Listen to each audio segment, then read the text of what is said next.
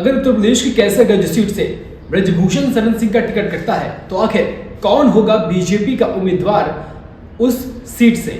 आपको बता दें कि बीजेपी ने उत्तर प्रदेश की 80 लोकसभा सीटों में से 51 लोकसभा सीटों के नाम डिक्लेयर कर दिए हैं अपने उम्मीदवारों के। लेकिन इस बीच खबर निकलकर यह सामने आती है कि आखिर कौन से वो बड़े चेहरे होंगे जो बीजेपी के उम्मीदवार घोषित लगते हैं।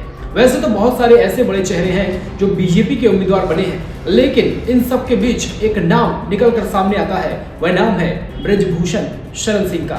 कुश्ती महासंघ के अध्यक्ष रहे ब्रजभूषण शरण सिंह का हाल ही में लगातार विवादों से नेता बना रहा। और इस बीच जब लोकसभा का चुनाव नजदीक आता है और चुनाव में जब बीजेपी के 51 उम्मीदवारों की सीट जो है उम्मीदवारों के नाम सिलेक्ट किए जाते हैं और जो आज सामने आते हैं उनमें वह नाम यानी ब्रजभूषण शरण सिंह का नाम ना आना तमाम सवालिया निशान खड़े कर देता है। क्या ब्रजभूषण शरण सिंह का कैसरगंज लोकसभा सीट से टिकट कट सकता है?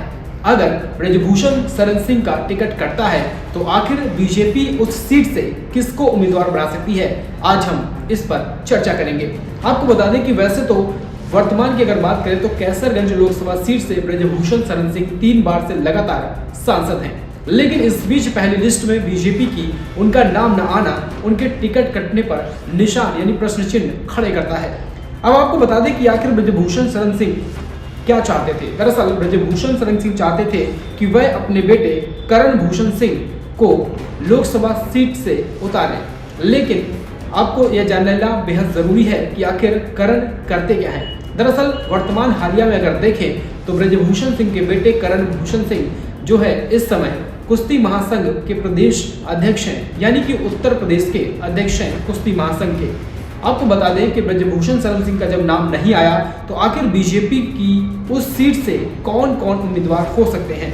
दरअसल आपको बता दें कि इन दिनों बीजेपी उस सीट से अगर किसी का नाम रेस में आता है तो वह है विधायक अजय सिंह, जो कि कर्नलगंज से विधायक हैं और उन्होंने समाजवादी पार्टी के एक मंत्री को इस चुनाव में हराया था और उसके बाद वह कर्नलगंज से विधायक बने, तो उनका नाम इस लिस्ट में शामिल हो सकता है। और अगर दूसरा कोई नाम नजर आता है तो वह नाम है प्रेम नारायण पांडे का। दरअसल प्रेम नारायण पांडे भी वो शख्स हो सकते हैं बीजेपी के उम्मीदवार कैसरगंज से जो उन्हें टिकट बीजेपी दे सकती है।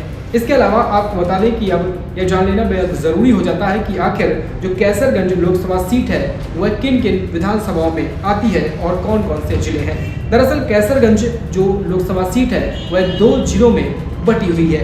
पहला है बहराइच, दूसरा गोंडा। इन्हीं 2 जिलों में कैसरगंज सीट बटी हुई है। अब आपको बता दें कि आखिर इनमें जो 2 जिले हैं, कैसरगंज की जो लोकसभा सीट है इनमें 3 विधानसभा आती हैं जो कि गोंडा से ही है। आपको बता दें कि वैसे इन तीनों विधानसभाओं में भाजपा का ही कब्जा है, इसलिए इस सीट पर भाजपा के उम्मीदवार का जीतना लगभग तय माना जाता है। ये संभावनाएं ज्यादा हैं, लेकिन इस बीच यह हो जाता है कि आखिर ब्रजभूषण का अगर टिकट कटता है तो क्या ये उम्मीदवार हो सकते हैं इस लिस्ट में।